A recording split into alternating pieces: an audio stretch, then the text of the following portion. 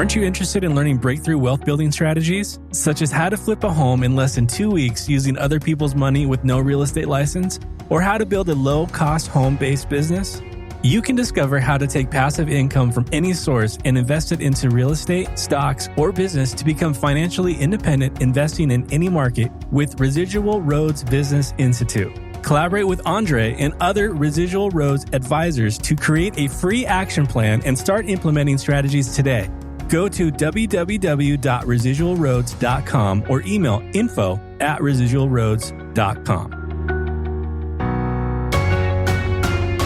Welcome to the Investing Uncensored podcast. You've been searching for different ways to become financially independent or generate passive income to live out your life's purpose as you've seen others do it, but need insight on how. Well, get excited because here you'll discover the tips and resources to fulfill that need. Andre Stewart has spent more than a decade successfully making it happen for himself and others. This is the Investing Uncensored podcast. And now here's your host, Andre Stewart. Welcome to Investing Uncensored. I'm your host, Andre, and I'm back, man. I made it. It's going to be 2 times in 1 month I've been able to do a podcast. I'm proud of myself. I'm patting myself on the back. I didn't think I'd be able to get to another one just because I'm super busy, but you know what? I was like, you know what? I'm going to make sure I can do 2 in 1 month. I think the last time I did 2 in 1 month, it was in sometime last year. I think it was in May. But anyway, I am back for another episode. It's almost 2 in the morning, so this will not be a long one, I don't think. But I just felt like hopping on here and talking to you guys about investing in different assets. Pretty much cross-investing. That's not even a term, but we're going to make it a term to just make this super simple. So basically, cross-investing in my definition is basically crossing assets from, whether it be real estate or stocks or crypto, and investing money from the gains that you made into a different asset. So that's what I want to talk to you guys about today. We're going to talk about cross-investing because I think right now is one of the best times to do that. So before we get into that, I want to spend a minute on mindset too, because it's all connected, right? So if you want to get into cross-investing, you kind of you need the mindset to know when to go from one asset to the next. And you do that through being able to understand each asset that you're investing in and understanding how the gains and the losses or the returns in terms of percentage or value or what your goal is when it comes to investing. So you can't hop into stocks or investing and thinking it's like some get rich type of thing, right? Because if you do that, you'll more than likely lose all of your money. And obviously some people did it that had crypto, but it wasn't like an overnight thing. Like these people that had crypto, they had it for a long time.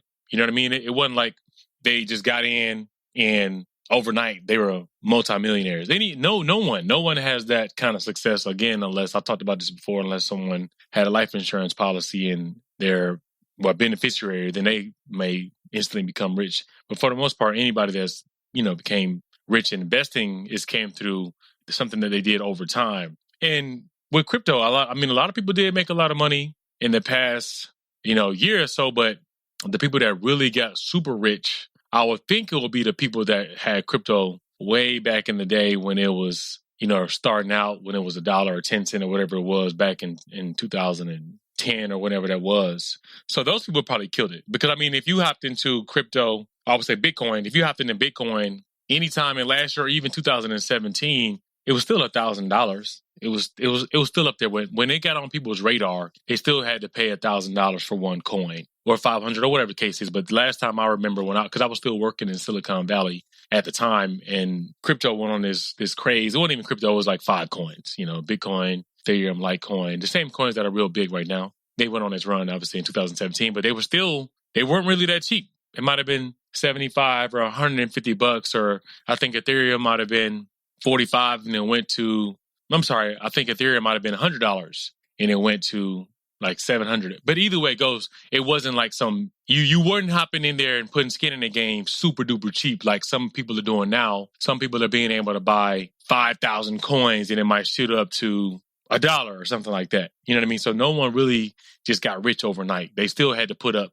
$3 or $4 or $5 or $6 or $7,000. So they had to get that money from somewhere, and it could have been from working or whatever they were doing. So they still had to have the cash to get into the game to get paid. So you got to have the mindset to know, all right, well, I'm taking $5,000 and I want to make this amount of return in a certain amount of time. If you don't do that and you just out here saying, oh my God, crypto was just going up and up and up, let me just throw something at it, and you don't have a goal in mind, you're going to get blazed. You're going to get burned, because beginning investors or people that have no idea on how to invest, they just seeing the market going crazy right now like it's been going for the past year or so, and they just think that's what it's going to continue to do. I mean, you've hearing different people say that it's going to happen based on inflation, but this thing can turn around real fast. And if you heard my last pod, I think what you guys could do, I'm not telling you to do it, but if you go back and listen to my podcast in 2020, almost everything that I've said has came to pass. I talked about getting into commodities in 2020, and anybody that listened to me, they're probably up like I am on my stock portfolio, like I said, 280% or whatever. It's up there somewhere, man. I haven't checked. And this is all, I talked about this in 2020. I said Bitcoin would go to 100,000 by August. It's at 60,000. I told someone else, and I might have said it on one of my podcasts in January, that I think Bitcoin would hit 50,000 in March. And it did hit 50,000. So, I mean, I've been kind of spot on with a lot of stuff that I've said. So I think you guys can go back and listen to some of the old podcasts and get more insight on investing. And you can see that I think I got a pretty good track record of calling stuff.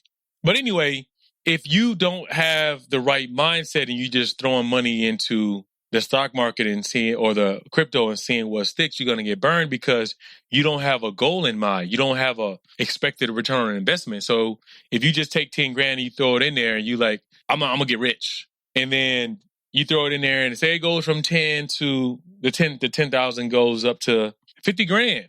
And you just leave it there like, oh man, I'm gonna ride this out. And then what if it just turns? Because crypto will correct on you. And man, in 2 days, crypto can go from, not crypto, I got to quit saying that.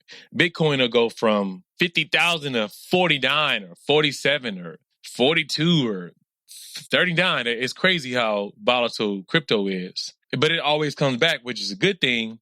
But what if 2017 happens all over again and it just goes on this crazy run, and then it goes from, because it hit 20 grand in 2017, then it came all the way back down to somewhere around 3,000. So what if that happens again? And you just like, no, I'm going to throw it in and see what sticks.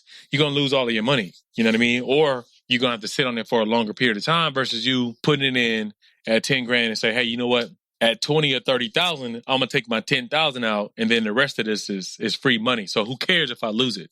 You know what I mean? So if you got to have the right mindset when you're going into this thing, when you're investing in anything, even though we are on this crazy price surge in almost every asset, even food, even shoes. I mean, I saw something the other day that says shoes are now an asset class. That's crazy. Shoes is an asset class. So like, again, anything you pretty much buy right now turns to gold, essentially. So you can't have this mindset of like, I'm gonna hop out here and just throw 10 grand at it. Unless you're just trying to, throw 10 grand and see what happens, then who cares, right? You don't care if you lose it. That's up to you. But if you're out here and you want to really make some money, I think you should come up with a strategy. I think you should have a goal in mind. I think you should, sit down or use your phone or something like that and come up with a plan, come up with a strategy and be like, you know what? I'm going to take this 10 grand and in 6 months, I want this 10 grand to be $100,000. Because if you come up with the strategy, then you will know how to do what I'm talking about right now. So you'll know how to cross invest because you have a strategy. So let's say, for instance, you want to hit $100,000 in 10 months or whatever the case is. So for instance, one of my friends, $170,000 in 13 months. That's an example of saying, he was like, you know what? His goal was, he got fired from his job and he didn't want to go back to work. So he came to me and said, I don't want to go back to work. I said, you know what? If you rock with me, I guarantee you don't have to go back to work. That was his goal. So I was like, all right, man, rock with me for a couple months and I'll make sure you don't have to go back to work. And that's what he did. So his goal was to not go back to work. I made him $170,000 in 13 months. And now he wants to continue to invest with me. But I'm not in the space to be investing for other people right now because I'm kind of, building on my platform. I got my book going. I made him a lot of money. I'm trying to pivot into something else that I see because I have a different goal in mind. And so instead of me maybe giving him the deals that I was doing before, I might take those deals for myself because I have my own goal in mind. So throughout the time of me making him the $170,000, I taught him how to do what I was doing. He still wants to do deals with me, but now at this point, I got to take the training wheels off and let him go out there and do it himself. And if he didn't learn within that 13 months, I can't continue to put my goals on the back burner to make sure that he hits his. I did what I could on my end, and he doesn't have to go back to work, depending on how he spends his $170,000. So if he get that money, he does it right, then he won't have to go back to work. But if he doesn't do like I showed him, and he runs out of that money, then he's going to be in a situation. But anyway, I think you guys need to sit down and say, hey, I got this amount of money.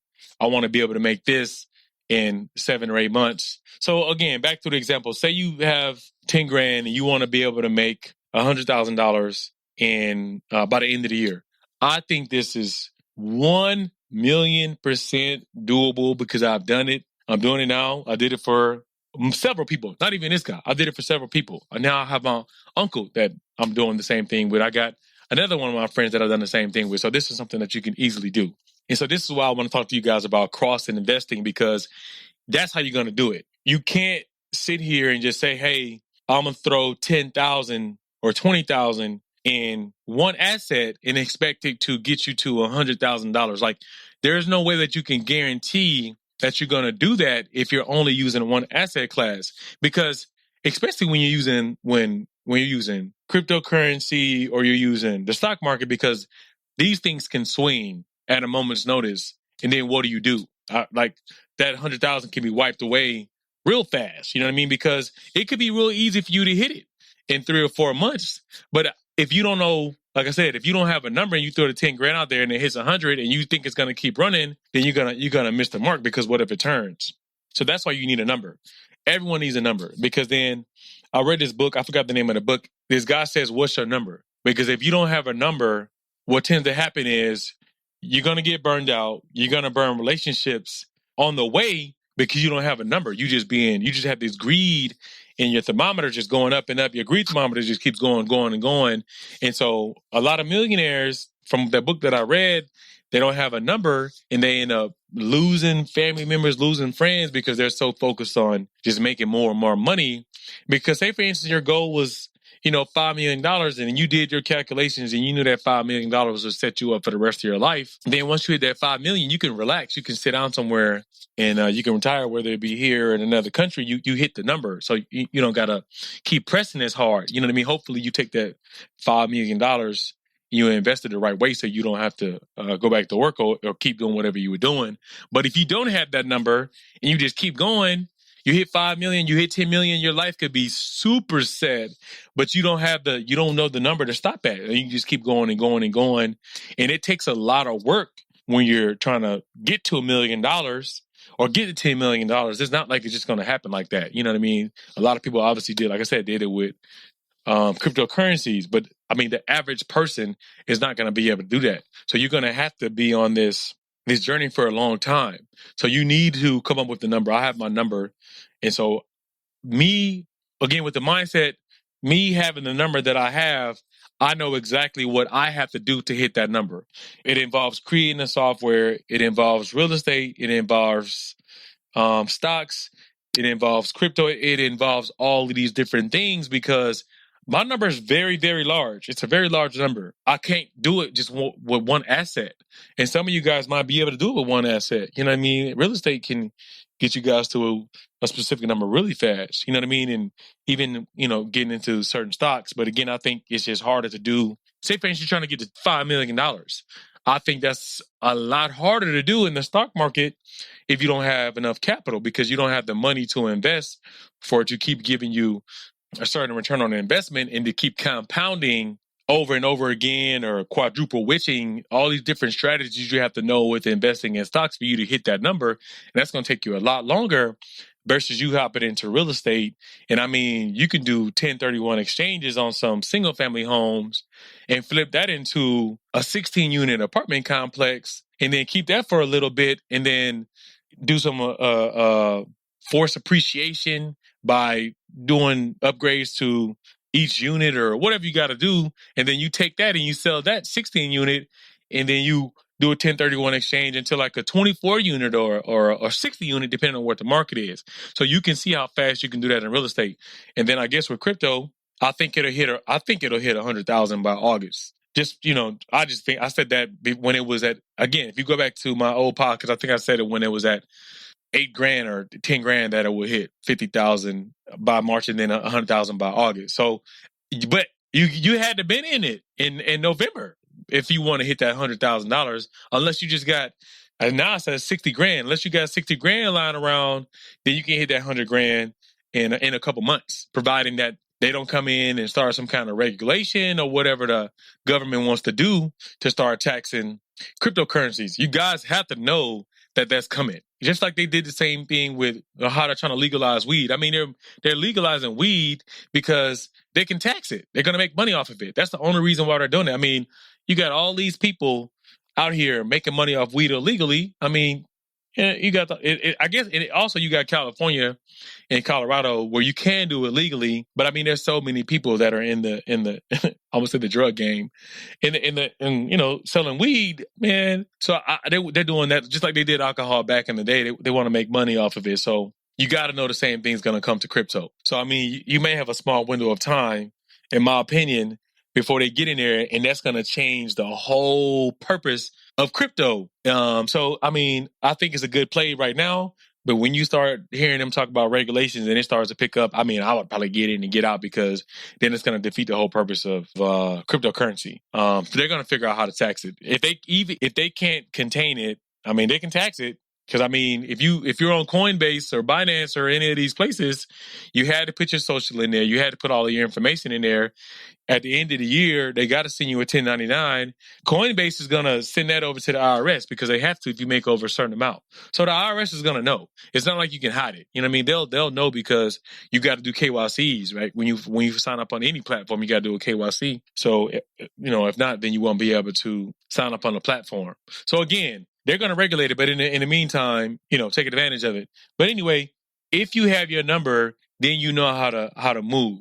So like, for instance, I know for a fact that with real estate, say you want to get to $1 million and you only got 10 grand.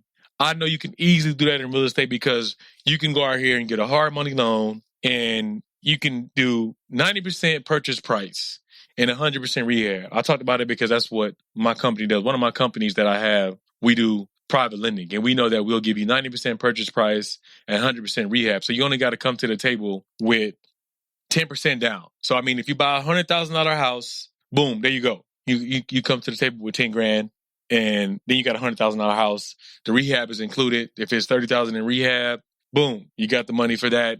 And say, for instance, you get a house that's 100 grand, but it's worth, 75,000 and you got to put 25,000 worth of rehab in it. But you only got to pay 90% of the purchase price. If the purchase price is 100 grand, you come in, you put 10 grand down, you got the rehab. I mean, you take that, you do the rehab. Now the house is worth 175. Boom, you pay off the loan. You got 75 grand, do a 1031 exchange, take that 75 grand and roll it into another property. You don't pay any capital gains tax. Boom, boom, boom, boom, boom. You keep doing that, right? You keep doing that and you see how fast. So you can get to $1 million easily by doing what I just said in real estate. So again, if you don't have a number, then what are you doing? What are you out here doing? You're just going to be out here willy-nilly, just trying to, I don't know. I mean, just try to see what sticks. So I come up with the number. And so now let's get into the cross investing. Like, that's what I've been doing the whole entire last year. I've been waiting on this moment for all my life. Now I'm playing. Y'all know that song. But I've been waiting on this. I was waiting on this since the last recession. And so I sold all of my assets and then I just started spreading it out. I had money in crypto. I have money in stocks.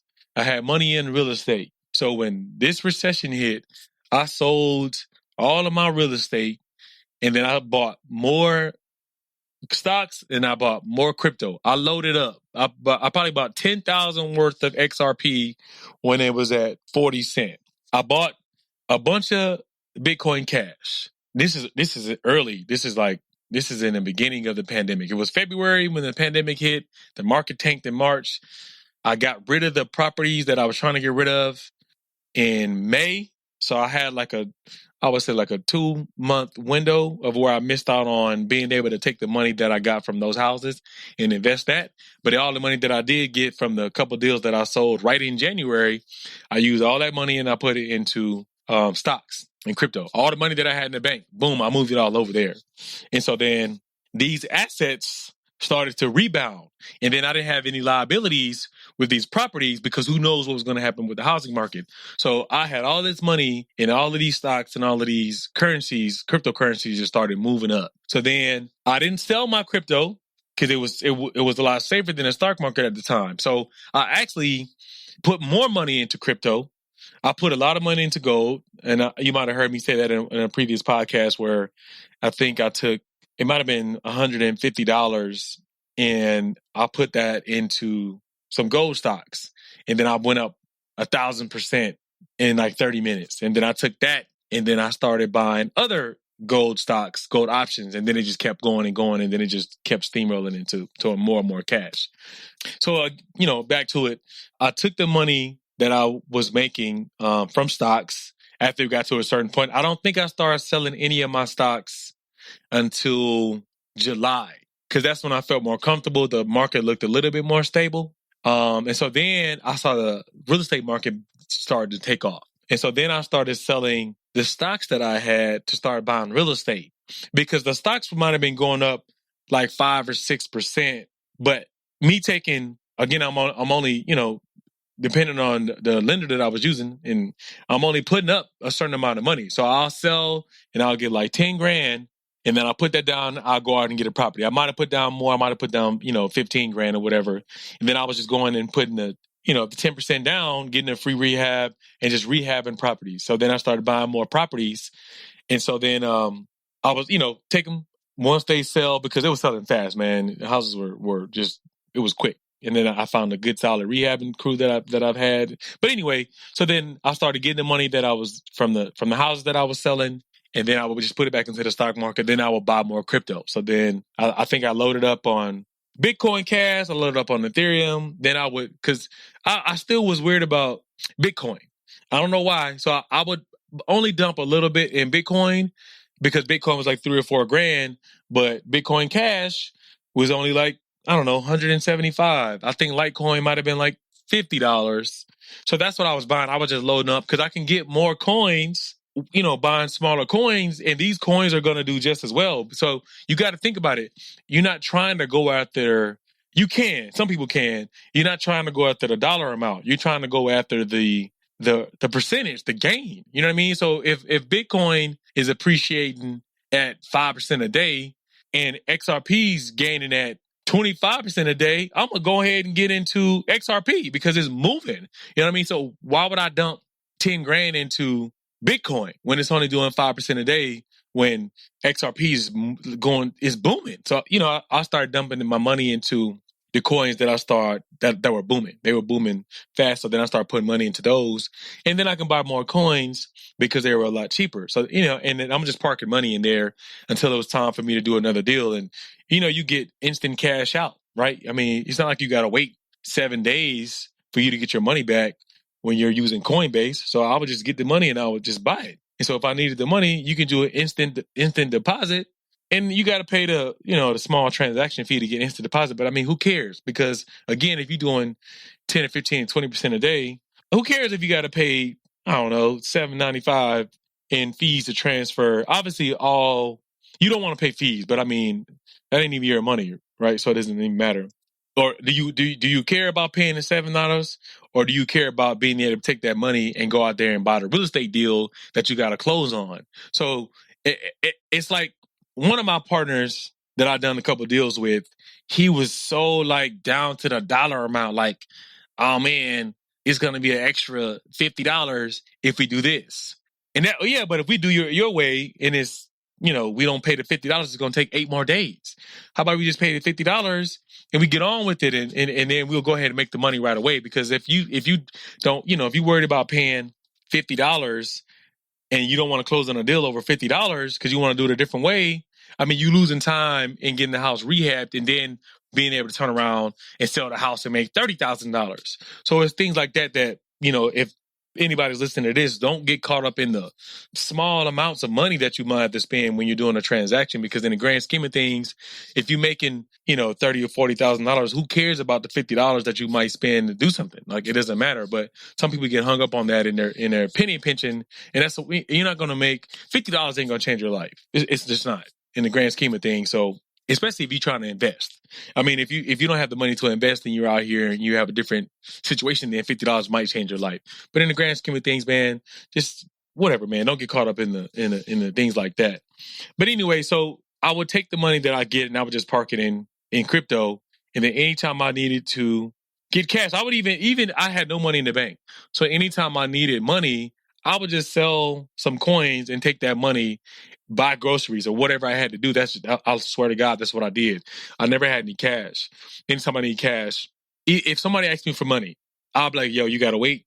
You got to wait like 2 days. I'm not liquid. Even if I had to pay my car payment, I'd be like, this thing it's going to be a couple of days late if I don't get this money out of here. So, you know what I mean? I paid everything that way. I didn't have any cash.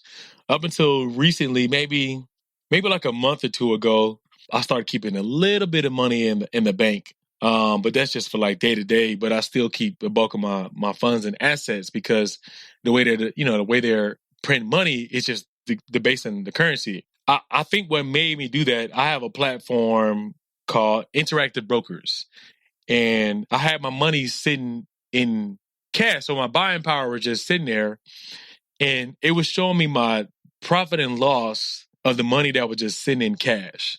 And then I think one day I looked at it and it showed that I just lost $30 in one day just because my money was sitting liquid.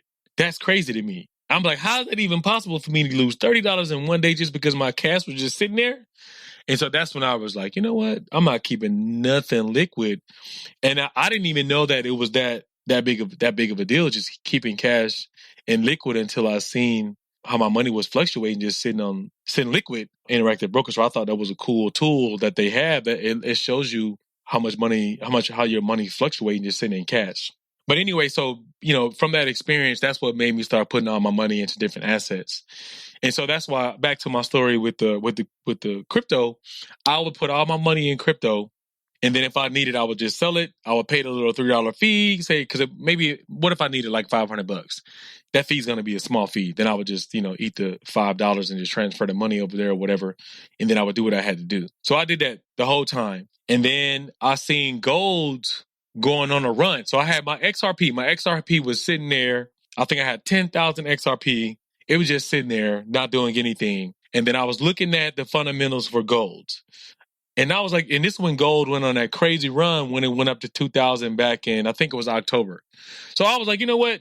Gold fundamentals in the chart looks like gold's about to go on a run.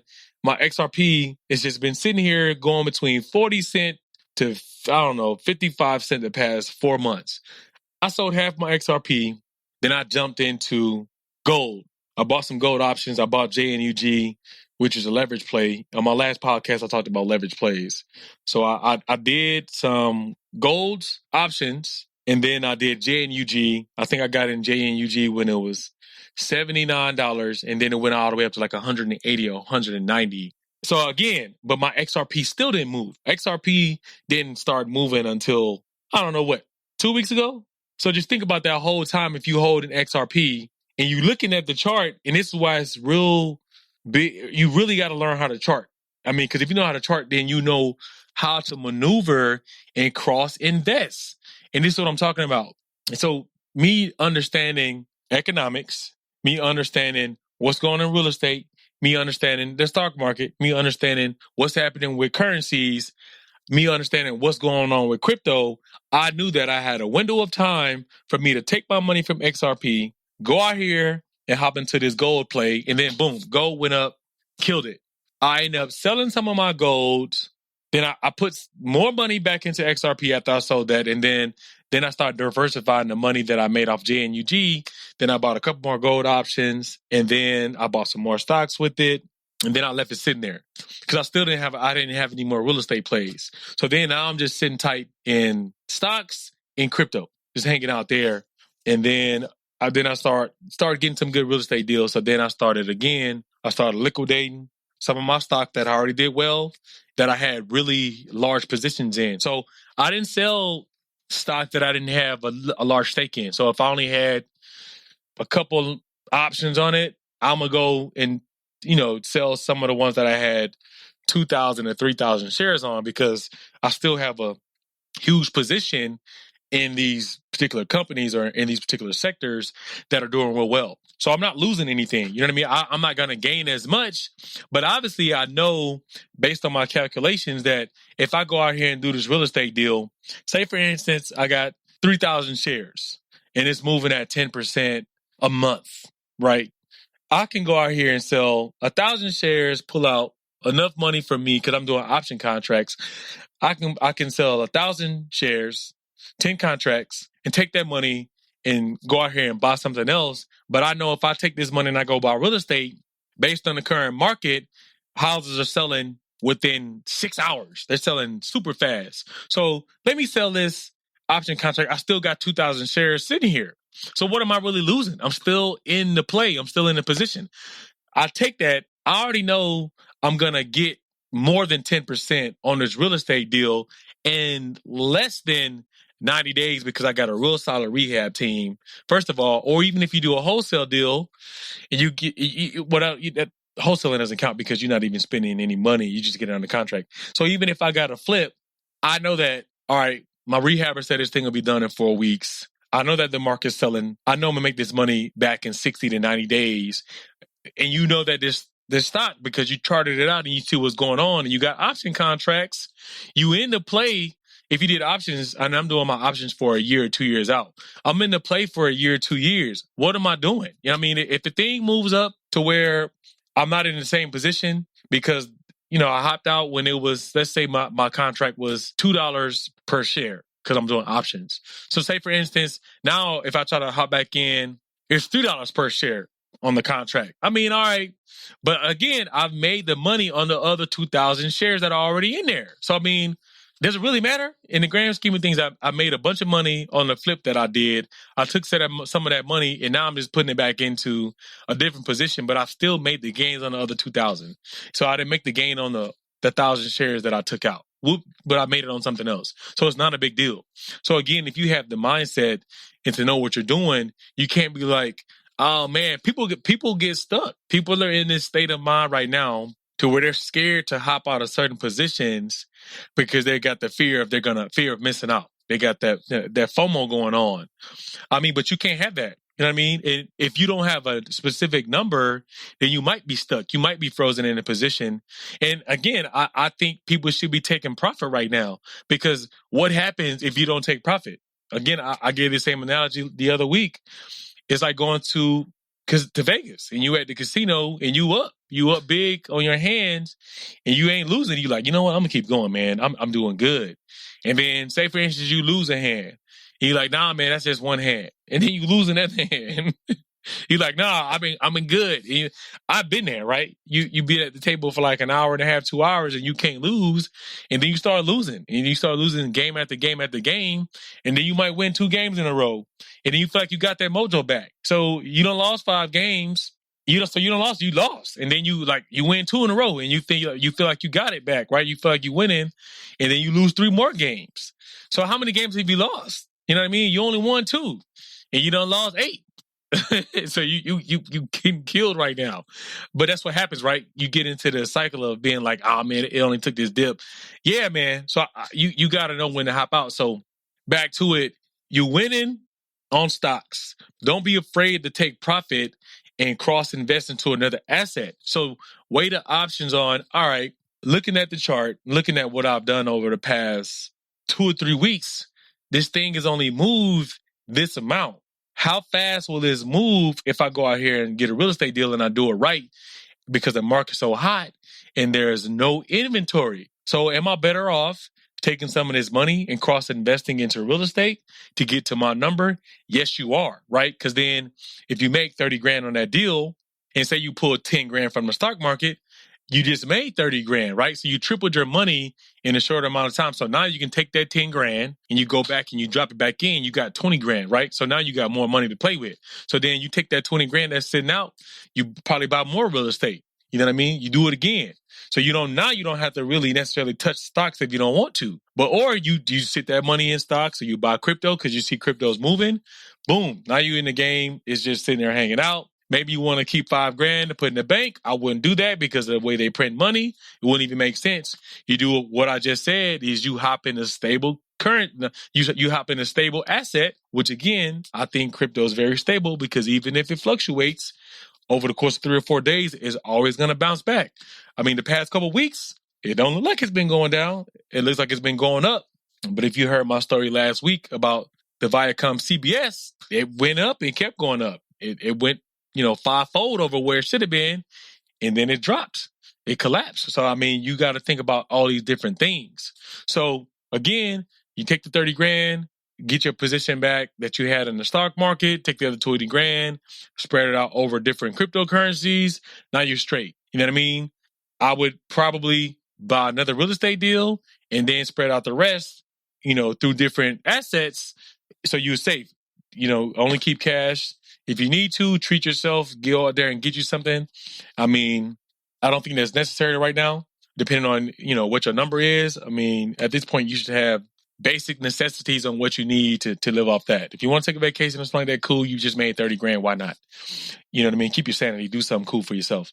But again, this is how you cross invest and you're not stuck in one asset, because at any given time, there can be a correction in any of these asset classes. So if you got all your money into one asset class, you screwed. You know what I mean? So why would you do that? That don't even make any sense. Don't have all your eggs in one baskets. And that's the same thing that I said about being all in U.S. denominations. You know what I mean? Like, I wouldn't have all my money in U.S. dollars. I would take, again, some of this money that I made in stocks and crypto and real estate and try to start buying property in other countries, I think getting into agriculture right now, farmland in like Panama City, Costa Rica, Colombia. I think coffee is a huge play. Coffee's up like 25%, and it's booming right now. So, I mean, coffee, commodities, get into that kind of thing right there, because on the last podcast, I talked about supply and demand, and then I talked about the demand coming back because we're coming out of this pandemic that we were in. So the demand for all of that stuff is going to come back. Restaurants are opening up. So all that food and stuff, it all has to be put back in. All of this stuff has to come back. So I think getting into, and we've been in a food shortage. I mean, we was in a food shortage almost, the whole year. I mean, we in a global food shortage. I don't even think people understand that. I mean, there's food deserts all over the U.S. Colombia got a ton of food deserts. Mexico, so there's a food shortage. I don't even want to talk about Africa. So again, I think getting into agriculture, I mean, because you can take 25 grand and go to Panama City. I don't know about now, but when I looked at it last year sometime, I mean, you can take 25 grand and go up there and get 50% return on your investment super fast in Panama City. I've seen that. I wanted to do that, you know what I mean? But I didn't do that. I hopped into some more real estate deals. But anyway, I think that, again, diversify in another country. I mean, there's a lot of platforms out here that you can find that I could give you where you can go out there and buy these things in other countries.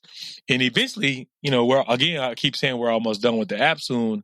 You'll be able to go to InvestFar and you'll be able to buy all these things that I'm saying in these other countries, because I've worked out relationships with the companies that have these listings.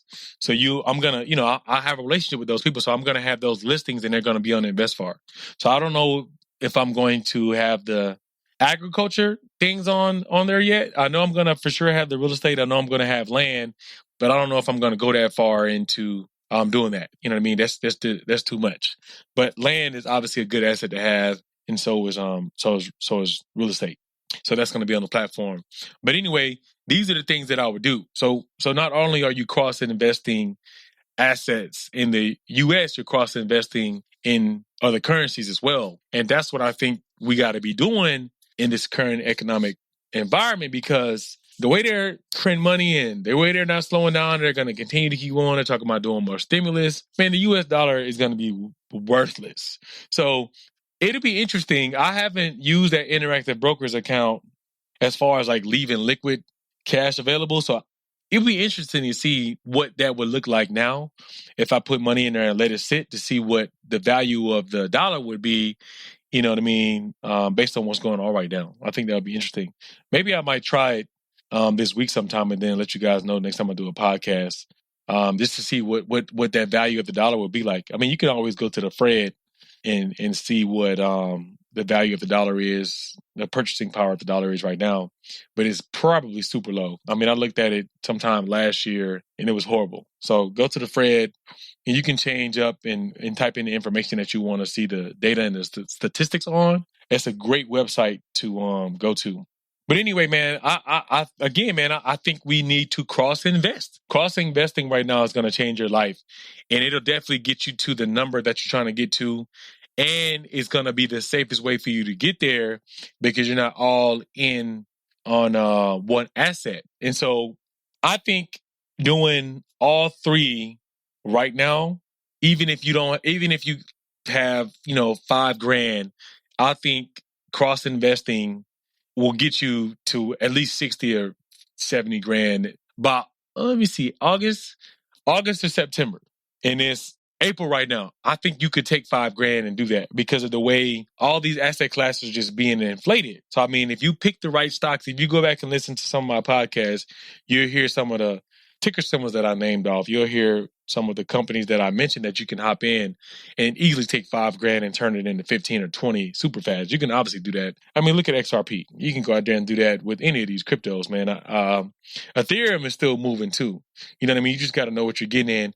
I would try to do leverage plays, man. I think leverage is where it goes. So that's kind of why I think the stock market would be good if you're trying to get a faster return, because, if you hop in gold or oil and gas, the demand is coming back for gas. So I think by the summertime, if you invest that 5,000 the right way, oh yeah, man. If you get into options with $5,000, oh my God, you're gonna kill it in between now and August if you get into the right stocks. And then with crypto, I don't know. I really don't know, because I don't really trade crypto like that. I don't know what you can get in with $5,000 that's gonna turn into $50,000 or $60,000, and by the time August or September gets here, I have no idea, because you need way more than that to get Bitcoin, and then Ethereum is moving pretty fast, but I don't know if it's going to move that fast. So I don't know if that's the play for you, if that's your goal with that amount of money. But I do know you can go out here with $5,000 and buy some stamps and do some marketing and find some real estate deals. You know what I mean? I do know you can probably link up with somebody. If you can get, I don't know what your credit score is, but if you have good credit, you can hop on a coattail of somebody who's doing real estate deals and be like, look, hey, I got $5,000. Give me 20% or 25% return on a deal. You know what I mean? So then if you take that 20, do it again, and you get up to like 15,000, you go out here and find a house for $100,000. You put down 10%. Boom, there you go. So you can easily get that. I mean, especially if you're investing into a market like Memphis or Georgia, where properties aren't that expensive, but they have a decent return. So I do a lot of deals in Georgia. The average house that I buy in Georgia is between $80,000 to $130,000. But if I buy them for $80,000 to $130,000, they're worth about one. Say for instance, I just did a deal I'm closing on right now. It cost $101,000, but the home was sold for $150,000. So I only put, and the way I structured the deal. So check it out. I'm gonna run through this whole deal with you. The guy was doing rehab on the house. He didn't finish, so he just been stuck on this house. The house is worth $154 at the repair value based on the comps. The home only needs $20,000 worth of rehab. The guy wants to sell it for $80,000. My closing cost on the house was $10,000. I told the guy that as its value right now is $100,000. So I can get up to $100,000 right now, even though the property is not rehab, because that's what the as is value is. He wanted $82,000 for it instead of he wanted $82,000.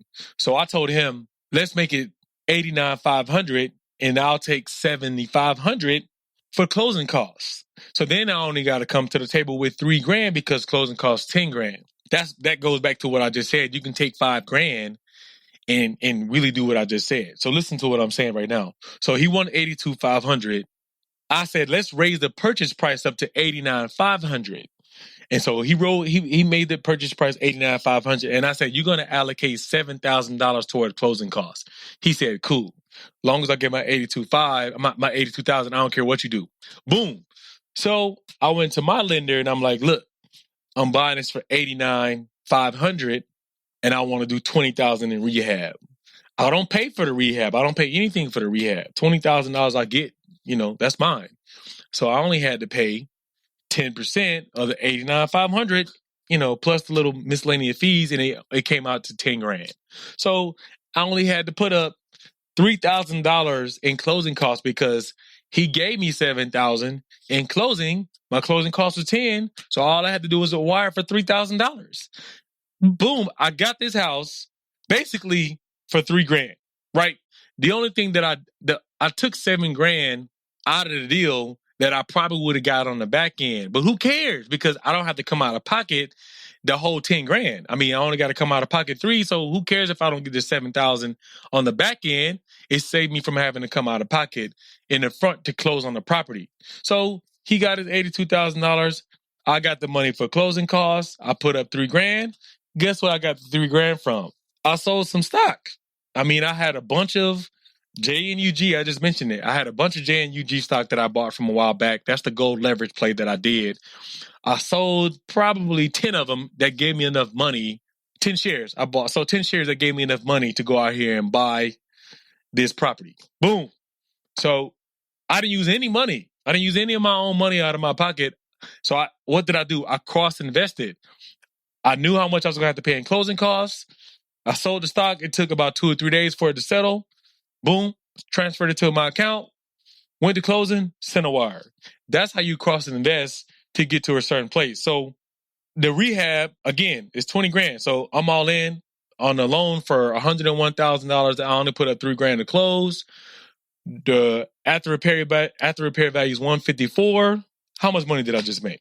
And I only spent $3,000. So this is how you cross and invest to kill it right now. So, I mean, if you guys do exactly what I'm saying, you really never have to spend any of your own money. And mind you, I still have other money coming in from different businesses that I do have. But the money that I get from those businesses, I just take it and I reinvest it. I spread it out through all of these different assets. So it's not in one asset. So at any given time, if I need something, I'm not taking one position and knocking it all the way out. If I'm trying to be in the oil sector or commodity sector, if I go sell something, I don't have to worry about taking myself out of that entire position because I got money in that position. I got money in crypto. I got money in real estate. You know what I mean? So right now I don't have that much money in crypto because I use a lot of it because I talked about buying land in the last podcast. I sold some of my crypto and I bought land. And that's what I did. So once I sell this land, I paid $5,000 for the land. And the land plot is worth $75,000. I went out there and I bought a tax deed. I did my research online. I went and paid the back taxes. The back taxes were $5,100. Boom. I own this land and the land is worth $75,000. So, got to get the deed, wait on the deed to come in. I'm going to take that deed. I'm going to list that thing on the market. If it's worth $75,000, I'm probably going to sell it for $50,000 or $60,000 just to move it real fast. What do you guys think I'm going to do with the $60,000? I'm going to turn around and buy more tax deeds. So I'm going to turn around and buy more tax deeds in the same neighborhood. I've already saved them on my platform that I use. There's a bunch of them that I found. I'm going to go back and do the same thing, right? I don't want to spend more. I don't want to take out any more of my stock positions to buy more land plots. I don't want to sell any more crypto to buy more land plots. I'm going to take the $5,000 that I did to buy the initial land plot, sell that one, and then take that money and go back and buy more land plots and then put some of that money back in crypto and then maybe buy more stocks. This is how you cross invest. This is how you make money. You know what I mean? This is like, it's a gold mine right now because all of these things are going to continue to go up. So again, all the money that I'm getting in from the businesses that I do, I'm not really spending it. I mean, I got overhead and I got employees that I got to pay. But outside of that, I'm just doing what I'm doing right now. And that's the strategy. I don't think people are out here doing that. I think people are just basically sticking to one asset class and they can easily possibly get burned in the long run, you know what I mean? Because they got all their eggs in one basket. So, I mean, for you guys listening to this podcast, I gave you a couple different examples of some things you can do to cross invest. I'll do that right now. I think that's one of the plays of the decade. You know what I mean? I hopped on here.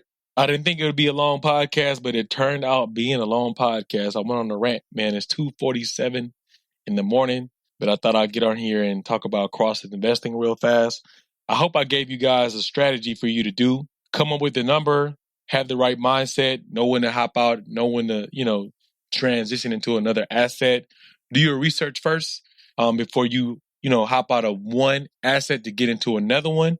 Make sure that you did your due diligence when hopping in a new asset so you know how long you got to be in that asset before you move to another asset, and just pay attention. And don't feel like, oh, man, I hopped out of crypto or I hopped out of stocks and now that thing's moving. I mean, you shouldn't feel like that because if you did your research and you did your due diligence, you know that the play that you're hopping in is going to be a better play and a better return on your investment because that's why you did it in the first place. And keep in mind, you still should have positions in all of these plays that you hopped out of in these different assets. So it's not a big deal in the grand scheme of things. So, man, I hope you guys take notes and listen to what I just said. And again, if you find this helpful, man, again, I don't get paid for any of this.